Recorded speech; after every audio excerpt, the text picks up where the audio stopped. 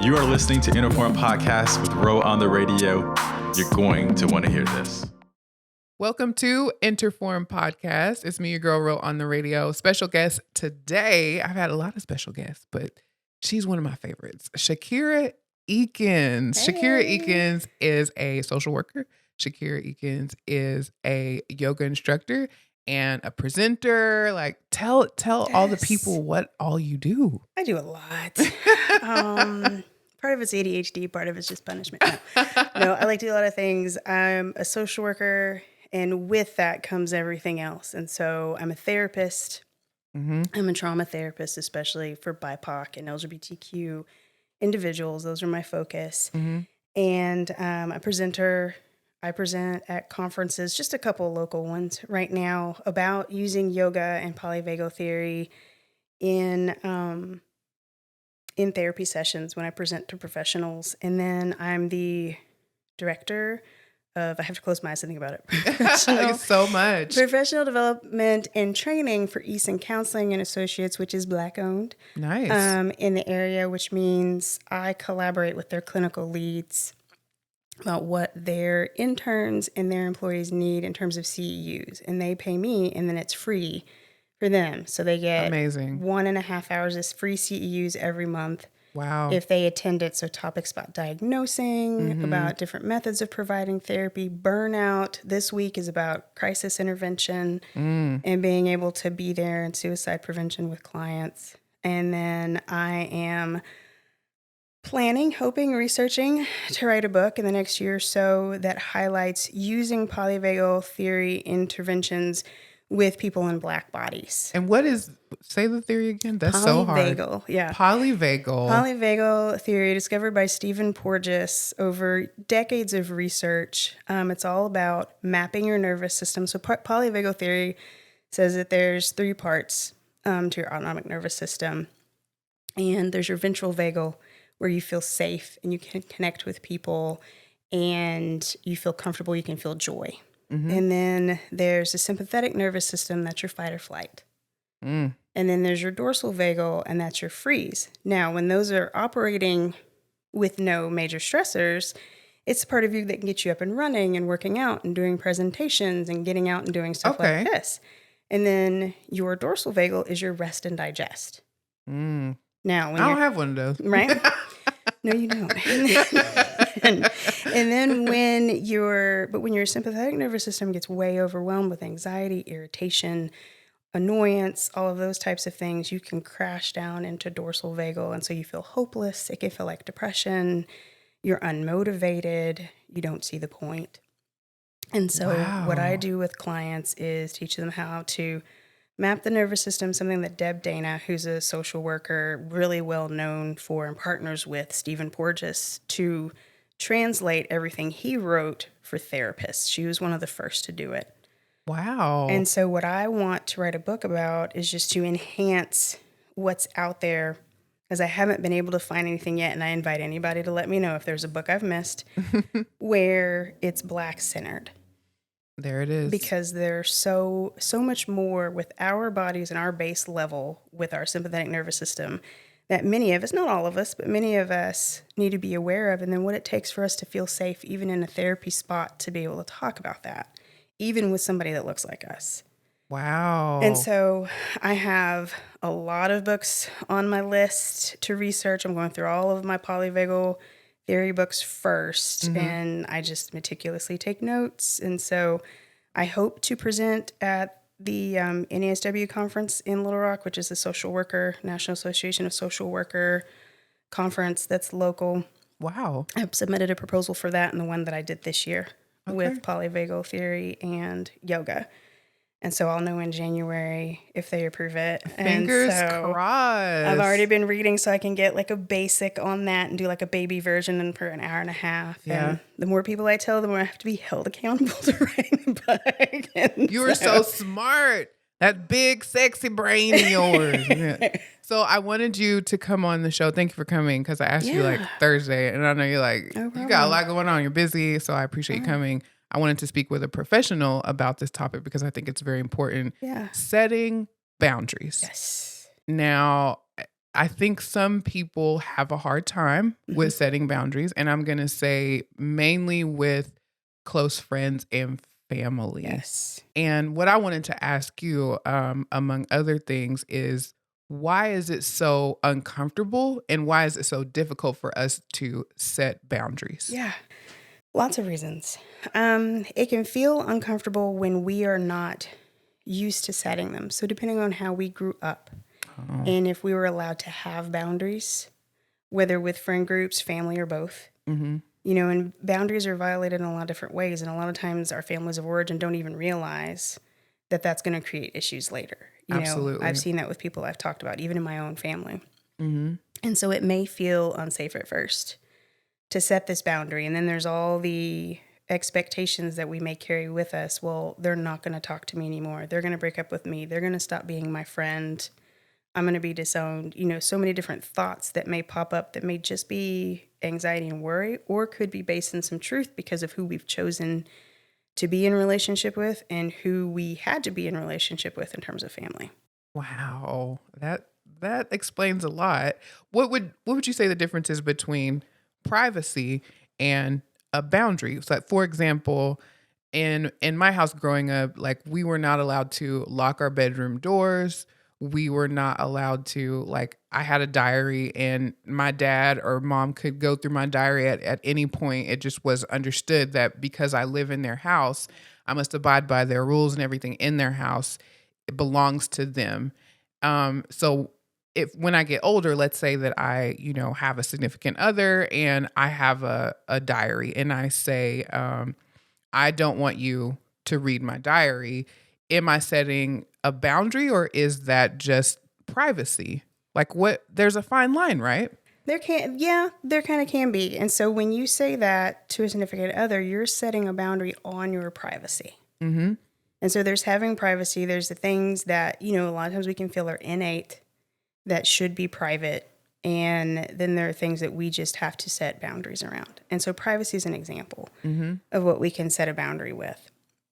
And so when setting boundaries, like say growing up, you had to let Auntie Maylene give you a kiss, but you hated it. Absolutely. And if you said, I don't like that, I don't like to be kissed, and she still did it anyway, then she is crossing your boundary. She's not respecting your boundary. And so that boundary is being able to say what you're not comfortable with or how you'd like to be communicated with, or just any of that sets a precedent. Kind of gives a talk when, working with kids, they have to have fences. And so people knowing what to expect from you setting the expectations for yourself, and interacting with you.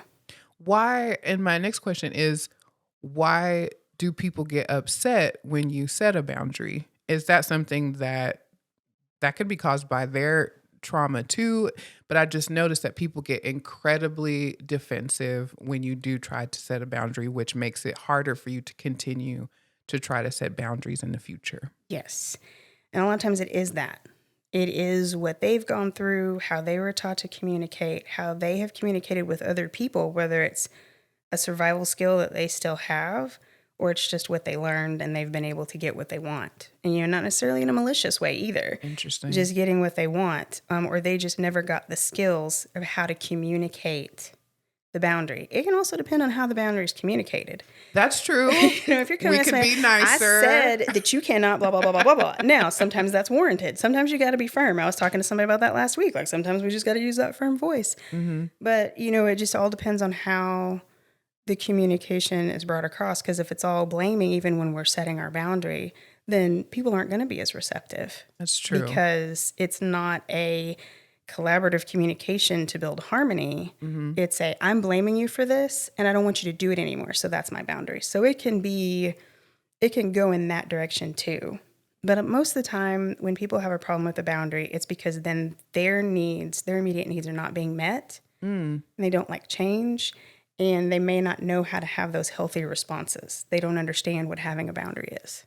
So is it like, let's say you do communicate a boundary in it's a stern, but it's a respectable way or respectful way. Is it our responsibility to shoulder the emotions or the outburst that person gives you for setting your boundaries? Because that is what that is what in my personal life makes setting boundaries very difficult. I am concerned. I am worried about the retaliation, Right. and people's feelings being hurt or perceiving me in a certain way because I have set this boundary. But is that really my responsibility? And I think that's why people don't set boundaries, because they think once you do this, it's your responsibility to deal with whatever emotions come at you. Is that true? No. Oh, yes. Yes. I tell people all the time, you are not responsible. I even tell my kids when I get upset, like, you're not responsible for my feelings. I am responsible for my feelings. I have to deal with the reaction that comes with how I feel. But we do try to live in harmony. And so when somebody lashes out because you're setting a boundary that you need for yourself that's healthy, but they don't like it because it's so different from how they've been able to operate, and so they want to throw their feelings at you, you don't have to take those feelings on. Now, that's hard. Very. Not taking those feelings is really hard and takes a lot of practice and may even take physical separation. Like, okay, I'm going to go because I'm not, I need to separate from this, or however you want to say it. Mm-hmm. But no, somebody else's feelings are not our responsibility. Feelings come and go.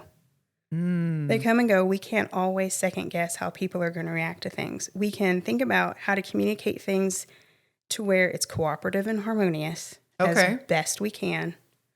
But then it's on them to do the same thing back. Now, when you say cooperative and harmonious, what does that look like? If I'm going to communicate a boundary to you, let's say, Shakira, I don't like it when you come in here with your Woken Soul Yoga shirt because it makes me jealous that I don't have Woken Soul Yoga. Yeah. So how? Yeah. It's not your it's not your responsibility that I'm jealous. Right. But how can I communicate that in a harmonious way?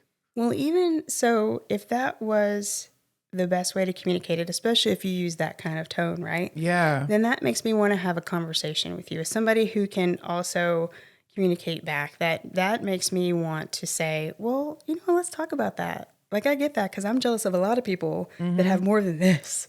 I'm at the beginning of this, but I'm jealous of XYZ, but let's talk about that because I feel like that's something deeper than this shirt. Right. That's not about you. That's about. And so we would talk about that and have a conversation. And I might set a boundary and say, well, you know what? The purpose of me being here is to be able to promote this. Absolutely. You give me the space and permission. So I'd really like to do that. But Absolutely. I am happy to just hang out and talk more about that if you feel like you need support. Is it because you're so good and patient because I feel like if someone were to say something like that to me, right, I would be defensive. I'd be like, this ain't got nothing to do with you. Yeah. Like, and then there's that exchange of negative energy and then you don't get anywhere. right. So I just feel like that statement, it's definitely not true. I just use that as an example and I wanted to promote Woken Soul Yoga. But an example where someone is clearly just jealous of what you have, you taking that, mature approach and saying, hey, let's talk about it. A lot of people don't have that strength. And I'm going to tell you, I don't have it. Because if that was said to me, it would go, conversation would be a little different. It'd be a little bit different. And so knowing, if you know that you have experiences like that with people, right, being able to think about how you want to assert your boundaries back. So if you've got somebody saying, I don't like how you come in here, all blah, blah, blah, blah, blah, like you're all that. Right? Jealousy. And it's like, okay, I hear you, but I'm just coming in. Mm-hmm. So I don't know what to tell you about that. Like, I can't stop that. That's me. That's how I get through my day. Exactly. And so I can't change that. I like that response because I think it's something that people can do. Yeah. And it's also not putting the responsibility on you. Right. But it's also showing that you have a little bit of empathy. It's like, hey, I don't know what to do about that. It's not saying, well, you're going to have to get over it, like I would want to say. Right. And you still maybe in your head being like, you better get over it. Did you get a nice response this time? Exactly. Next in time your head, you get something different. you might be saying that. But so how do people start by setting? Because I think people start harboring resentment when you can tell when someone has a lack of like setting boundaries because they start harboring this resentment. They start feeling drained, and they're in a bad mood, and they start retracting. Yeah. And so if someone wants to start setting boundaries like today and they haven't been setting boundaries, what can some small things they can do to set boundaries? I would say, first, what I always work with people on is caring enough about yourself to set the boundary, knowing what the boundary is. Shakira. And caring That's enough. true. And it might be a tiny bit. It might be finding that worth on the tiniest thing, the easiest boundary to set. And I'll sit with people and talk with them. What is the easiest boundary that you could set right now? And it could be the smallest thing, but just loving yourself enough. Because if you don't, you're not going to uphold whatever boundary you set, or it's going to be a lot harder.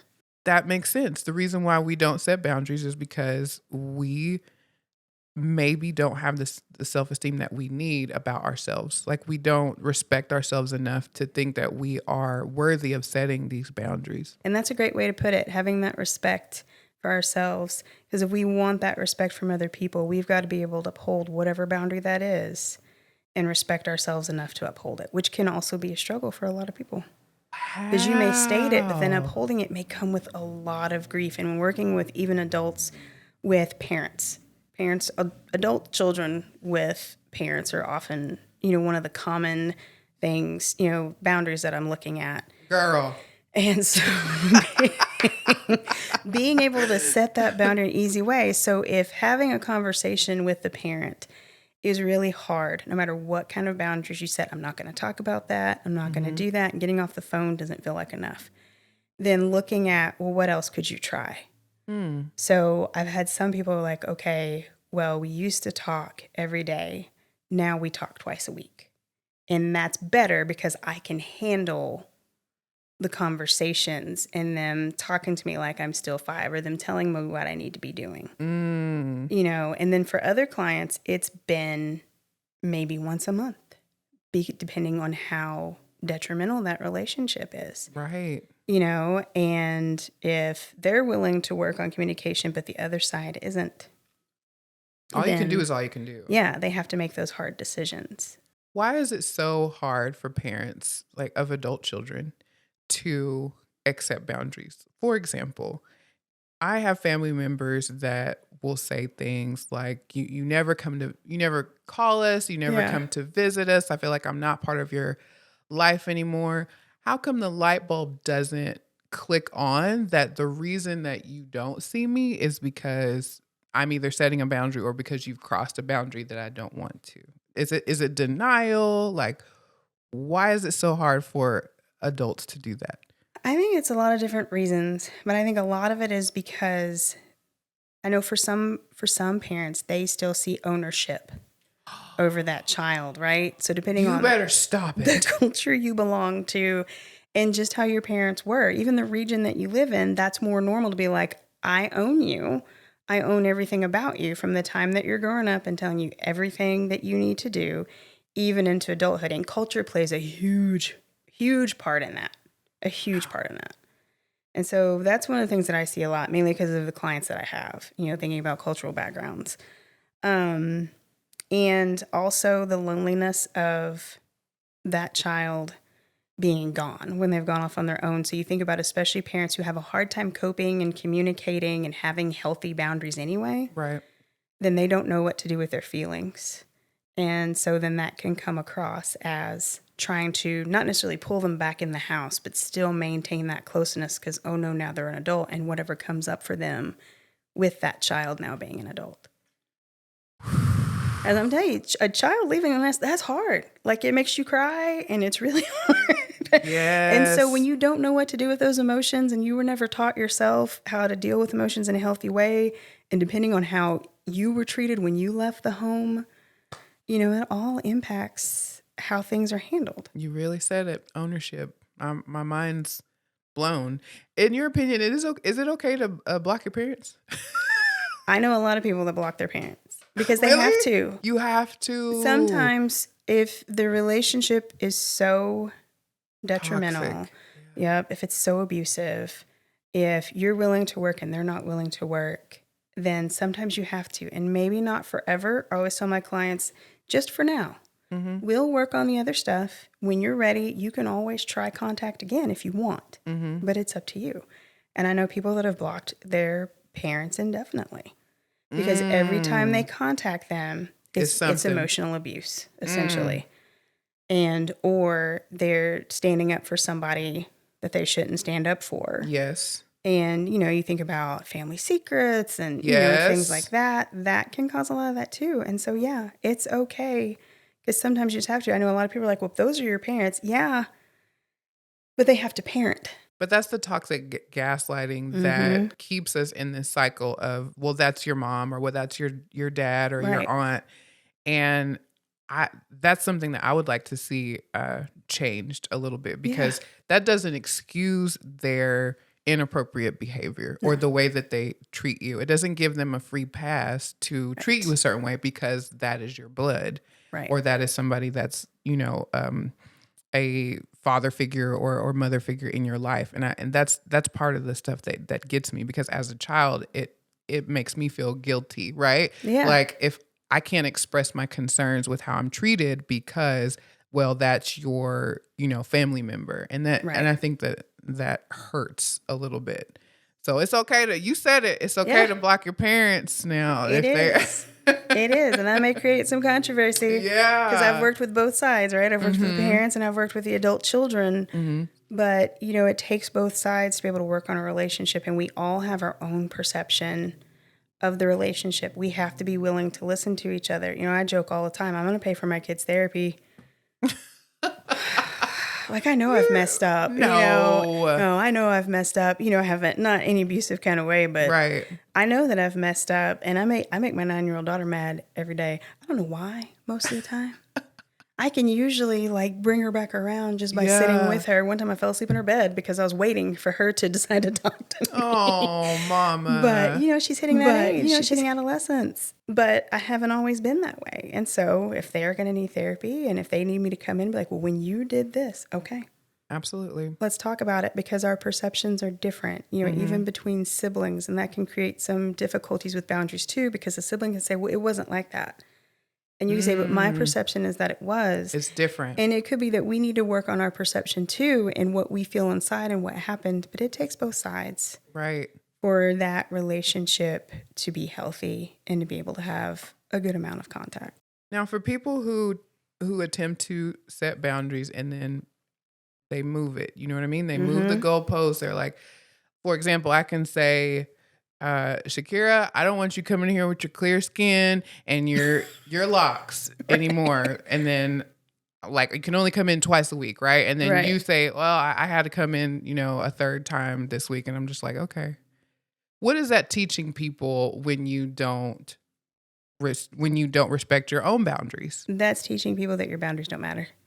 Oof. That you can just ignore it because it's not going to make any difference. And it teaches people that you have the control. So people who have healthy boundaries themselves, they stick to them. They stick to them, and they may feel more of the responsibility for doing so, and that can be overwhelming. And so you think about friends. I talk to people who have relationships like that with friends, where they have to maintain the boundaries for them because the friends keep moving the goalpost. And that is overwhelming. Yes. But then also for other people, and be like, oh, well, I can just push that boundary and it'll be okay. And they keep pushing until they can get everything that they need. So if I tell clients, I'm done at 2:00 because most of the time I'm picking up my kids. Yeah. My husband's at home now.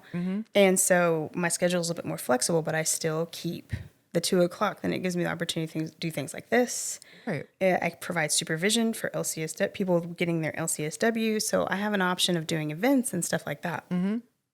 But if I told a client, well, I could see you at 2 on this day. And then if I continuously did that, then I'm overworked. And then once my husband is ready to go back to work, then that creates a problem. Right. Because then I no longer have that schedule. And so is that the same as not setting a boundary at all? It really is. Because what's the point in saying that you have the boundary if you're not going to follow it through? You might as well not have the boundary. What do you think keeps Why do you think people do that? Do you think they feel guilty about setting the boundary in the first place? Are they afraid of how the other person is going to react to their boundary? So they try to make the transition easier. I think it's that and just a lot of things.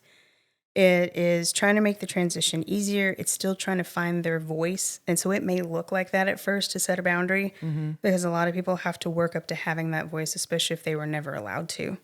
Right. Or don't know what that looks like. So sometimes in the beginning, it can look like moving the goalpost until you get used to, okay, this is what it needs to look like because this isn't working. Right. And then sometimes it can be guilt, especially depending on the other person's reaction and just depending on your personality. You know, I'm the kind of person, I want to help everybody. Right. And so it's tempting to schedule outside, right? Especially if somebody's in an emergency. But it serves my people better if I hold that firm because they know what to expect. And so that helps me. And so the same can be said about other relationships too. It helps the relationship if people know what to expect, even if they don't like it.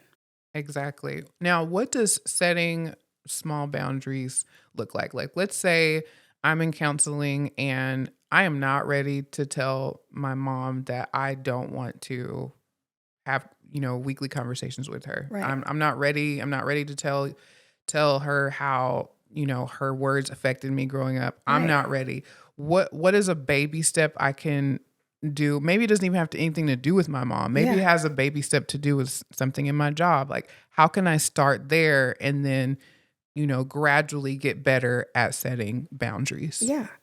It could look like, so using the mom example, it can look like having an out if you need one. Mm-hmm. Like say she starts in on what you should be doing with your life and is disappointed and is this and is that.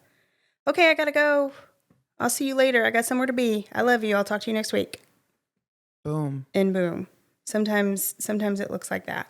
That's good because it's still setting a boundary, but you're not having this deep, intense conversation where they're like, what you said hurts me, because she probably is going to do it anyway. Right. But you are saying, this is where it stops. I'm out. And a lot of times we don't have those deep, intense conversations because it's either too hard or we know how it's going to, and it's not worth it. Exactly. Right. So we have to think about, that's something else that I help clients with, is thinking about, is it worth it to have this conversation or do I just set a boundary?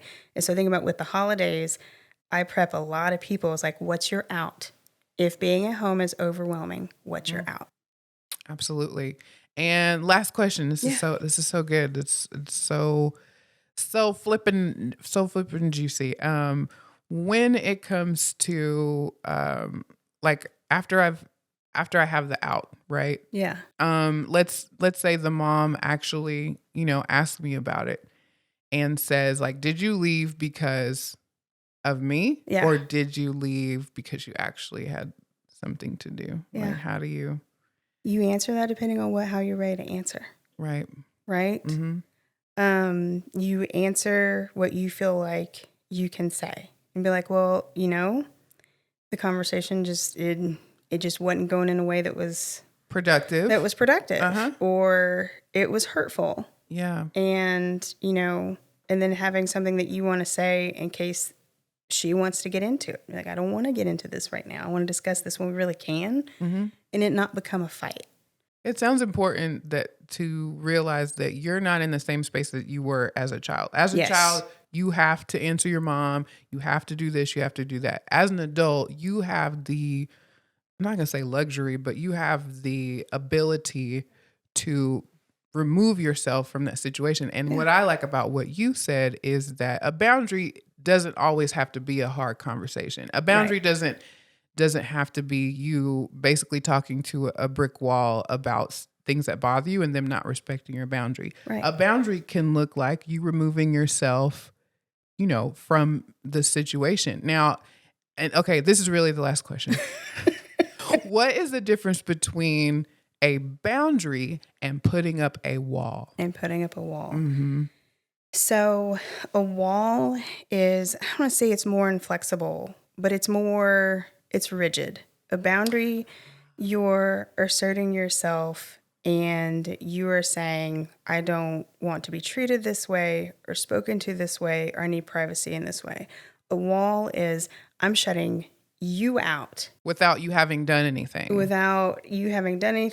I do that. Or I just don't want to deal with it at all. And so sometimes they can kind of look the same. It can be about perspective. Wow. But sometimes it can just be about how it's set up. And it's like, and so if somebody comes back and says, well, I want to talk about this. Nope. This is it. I don't want to have a conversation. This is how it's going to go. And like I said, sometimes boundary setting can look like that. But when someone else is like wanting to engage with you and want to say, okay, but why? I don't understand. No, you don't need to understand. This is it. Or when you just won't let someone in and you can have a discussion about it. And so, well, thanks a lot for calling me out. That's because the best way I can describe it. I was using me putting up a wall because I do put up a wall. Yeah. What I hear you saying is putting up a wall is not even giving anyone an opportunity, right? Yeah. When you're putting up a boundary, it's because you've expressed that these behaviors are harmful to me and you still continue to do them. So now at this point, I have to set a boundary. But a wall, you're just kind of putting. I was using that as an excuse to be like, it's not a wall. Like I have my boundaries. Think about it in terms of dating. This might be a good example. Mm-hmm. So when you put up a boundary in dating, you're saying, I don't want to move to that stage yet. I'm not ready. Or whatever it is. Mm-hmm. And with the wall, it's like, it's a lot more firm. It's like, no, I'm not going to let you in at all. I don't trust, and I'm not going to let you in at all. Like, I might talk to you sometimes. We can go on a couple of dates, and maybe that's it, even if it were great, right? And so that can be the difference. The wall, people only get so far. They don't even, like, you don't even have to express boundaries because they don't get far enough to even know what your boundaries are. So, Shakira, what? I don't want to do this. Okay. I know some good therapists. You're calling me out. Shakira, thank you so much for joining me. You're so really welcome. appreciate it. Tell everybody where you can be reached and how they can get in touch with you. Woken Soul Yoga. Yes. So my email is wokensoulyoga@gmail.com. I can't give my website because it's way too dang long. It's through my EMR. And so that's a great way to get a hold of me for whatever, for therapy, for referrals, for just further questions about this or any other topics. Absolutely. Thank you so much. I'm Ro on the radio. Make sure you follow me on Instagram. It's RO_on_ the radio, all one word. The original one got hacked. It's a long story. I can't get into it. And make sure you follow INTERFORM. It's interform.art, or you can go to our website, www.interform.art. Thank you so much. You're Shakira. so welcome. Thank you.